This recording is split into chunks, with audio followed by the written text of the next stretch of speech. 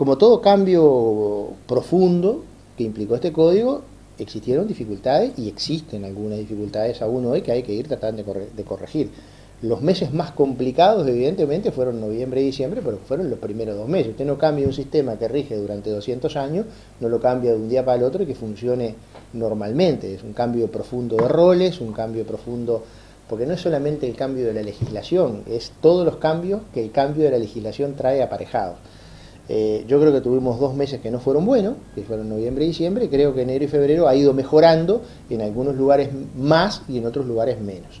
Ese es el balance en términos generales. Que hay menor cantidad de personas privadas de libertad, bueno, eso de alguna manera era previsible en el sentido de que la prisión preventiva ahora no funciona como pena anticipada, sino como medida cautelar, es decir, busca evitar el riesgo de fuga, evitar el riesgo de frustración de la prueba o de la reiteración de la conducta.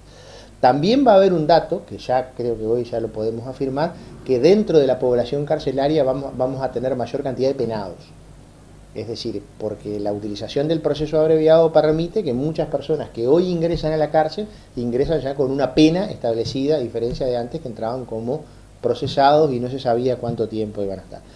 Yo creo que nosotros necesitamos mejorar, o sea, estamos absolutamente convencidos de que hay que trabajar muchísimo para mejorar. Hay que mejorar en el plano normativo. Nosotros pensábamos que el código tenía soluciones claras en algunos aspectos que han generado algunas dudas en la práctica, y eso hay que resolverlo.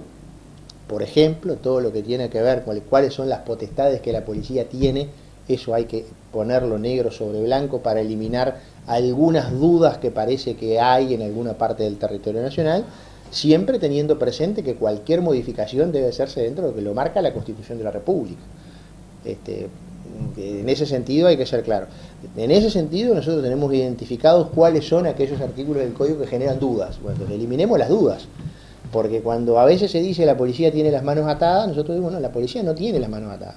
Ahora, si la policía siente en algún lugar que tiene las manos atadas, hay que trabajar para eliminar ese sentimiento, porque esa no fue la intención del legislador, no fue la intención de ninguna de las personas que impulsaron el código. Entonces, hay que trabajar en el plano normativo, aclarando algunas dudas, hay que trabajar en el plano operativo, trabajando directamente con la policía y eliminando esas dudas que muchas veces son por falta o de conocimiento. Por ejemplo, se han planteado situaciones concretas de si la policía puede o no interrogar, o antes que eso, si la policía puede o no iniciar una investigación sin orden de fiscal. Para nosotros es absolutamente claro que sí. Sin embargo, muchas veces recibimos la respuesta de que la policía le da al ciudadano, si el fiscal no me ordena, yo no puedo hacer nada. Bueno, francamente eso es una excusa. Pero si hay alguna norma jurídica que genera esa duda, cambiémosla, porque eso no puede pasar. Si se puede interrogar a los testigos, si se puede interrogar. Nosotros queremos hacer 2 o 3 modificaciones, mire que no son más que eso, 5, póngale como mucho, que aclaren todo este tipo de dudas para poder trabajar en mejor sintonía. Y luego hay dudas sobre el alcance de determinadas normas. Otro día, por ejemplo, yo hablaba con gente de la Guardia Republicana y me planteaba, no, pero si una persona me insulta, me agrava, yo no puedo hacer nada. ¿Cómo no? Usted puede detener a una persona por orden escrita del juez competente o infraganti delito, que es lo que establece la Constitución de la República. Y mire que acá no hay nada nuevo, porque la Constitución dice eso desde 1830 hasta acá. Ese artículo no ha tenido cambio ninguno, o sea, acá no hay nada nuevo en ese sentido. Ahora, infraganti delito significa, por ejemplo, si hay insultos, agravio y demás, eso es una falta de respeto a la autoridad, está establecido como falta en el Código Penal y la policía podría actuar. O sea, si no actúa, no es porque la ley se lo impida. Bueno, ni que hablar si hay pedrea, ni que hablar si hay un ataque físico, es decir, el uso de la fuerza está regulado expresamente en la ley. Yo creo que tenemos que trabajar mucho clarificando estas cosas que a veces en la radio pasillo, en el boca a boca, se generan esas dudas, para que la policía tenga claro qué es lo que puede hacer y qué es lo que no puede hacer. Yo me he reunido con el ministro del Interior en reiteradas oportunidades, me reuní con el sindicato de policía y me he reunido con los jefes de policía de Rocha, de 33, de Maldonado, de Canelones, de Montevideo. Hoy no voy a tener, capaz que cruzo a saludarlo al jefe, pero no era la idea reunirme con él, porque le vuelvo a repetir, hoy era una idea más bien interna, pero estamos dispuestos a trabajar en ese sentido. Nosotros que tenemos que tener claro de que, y yo le he dicho más de una vez, policía y fiscales jugamos en el mismo cuadro. Y acá no hay un cuadro que gane el técnico y pierdan los jugadores, y no hay un cuadro que gane los jugadores y pierda el técnico. Acá o gana el técnico con los jugadores o lo pierde.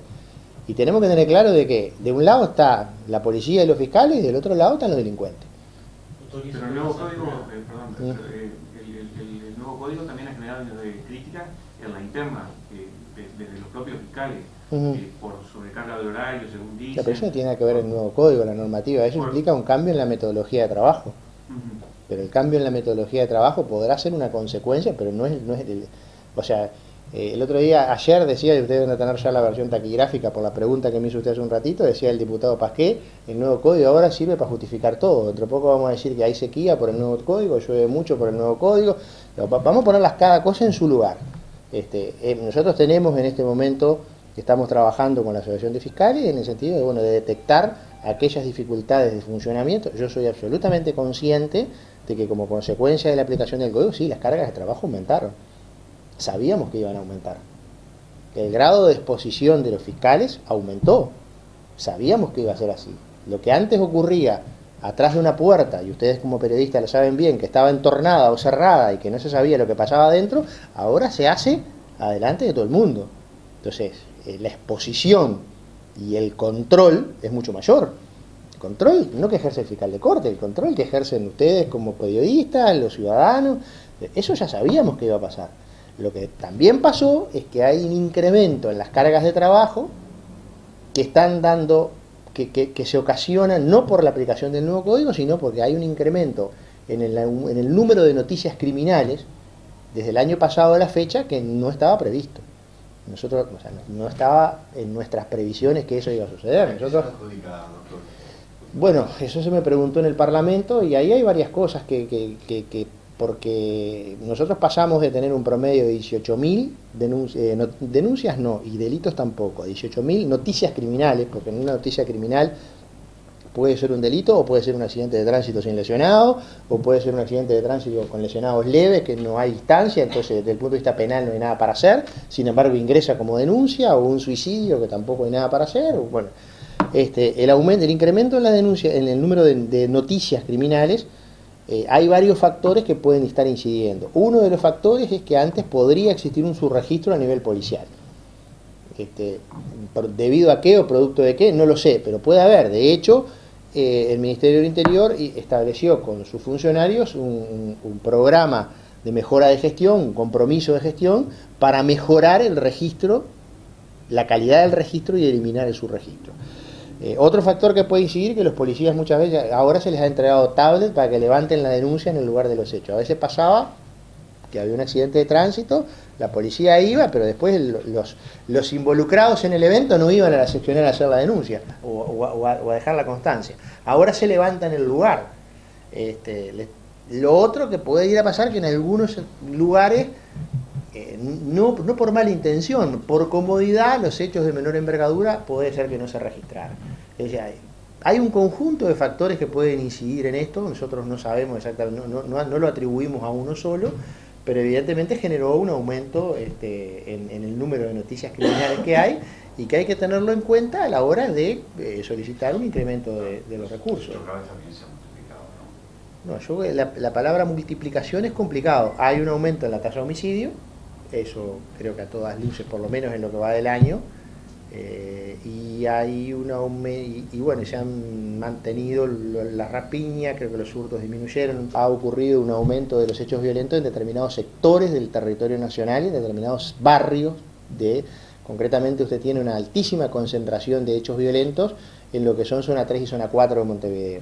Usted tiene una tasa de homicidios en Uruguay que creció, pero que sigue siendo de las más bajas de la región, pero al mismo tiempo tiene una altísima concentración de esa tasa de homicidio en un sector del territorio nacional que es zona 3 y zona 4 de Montevideo.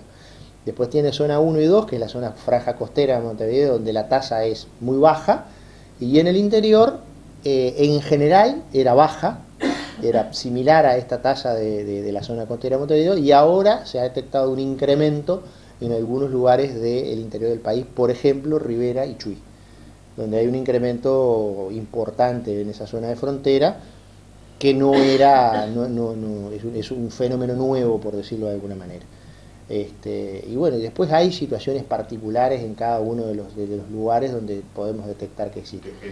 ¿Cómo se revierte? Sí, bueno, el tema de la violencia de género ya es una pandemia a esta altura, ¿no? A nivel de todo el país, brutal. Es uno de los elementos, uno de los que justifica, no, que explica, porque no tiene justificación, el incremento en la tasa de homicidios. Es preocupante, es muy preocupante, y hay que trabajar muchísimo en esa línea. Aprovecho para decir que cuando se discutió la creación del agravante del feminicidio como agravante muy especial del homicidio, nosotros planteamos claramente en el debate parlamentario que estábamos de acuerdo con esa tipificación, pero que eso no iba a solucionar el problema, que la tipificación del feminicidio como agravante muy especial del homicidio, para lo que iba a servir era para castigar con mayor severidad hechos que a nuestro juicio eran más graves y por lo tanto ameritaban que así fuera. Pero que no se creyera que con la creación del feminicidio se iba a resolver el problema. Esto es un tema mucho más profundo, es un tema cultural, es un tema que tiene raíces culturales muy profundas y que hay que trabajar sobre esas raíces. Hay que trabajar sobre la consecuencia, pero hay que trabajar sobre la causa, si no el problema no se va a revertir. Si esto se puede revertir, sin duda que sí. Hay que tener políticas públicas, hay que trabajar y elaborar y trabajar en políticas públicas de seguridad que implican la conjugación de 4 factores. La prevención, y cuando hablo de prevención no hablo solo del patrullero en la puerta, porque el patrullero en la puerta es una parte de la prevención. El delito es un fenómeno multicausal, tiene factores culturales, factores sociales, factores económicos, o sea, ahí hay que trabajar en las causas, y para trabajar en las causas hay que trabajar en educación, hay que trabajar en la parte cultural, hay que trabajar en la parte social, en la integración social. Si nosotros pensamos que vamos a resolver el problema de la seguridad solo aumentando pena, estamos en un error, porque de hecho en el Uruguay eso ya pasó, se crearon delitos, se crearon agravantes, se aumentaron penas y los delitos siguieron creciendo. Esa fue una política que se siguió en un determinado momento histórico en el Uruguay y el resultado no fue bueno. Luego cambiamos por otra donde se creía o se pensaba que el problema de la delincuencia era la situación socioeconómica y que eliminada la pobreza y eliminada la indigencia se iba a eliminar el delito. La pobreza disminuyó, la indigencia casi se eliminó y el delito siguió aumentando. Es decir, está claro que las posiciones unívocas o que buscan explicar un fenómeno tan complejo como este con una sola razón no son suficientes.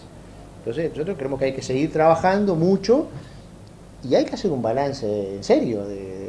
Por ejemplo, yo planteaba el otro día, bueno, qué conductas que tenemos que discutir de una buena vez, qué bienes jurídicos protegemos penalmente, cómo los protegemos, qué conductas son delito y cómo los sancionamos.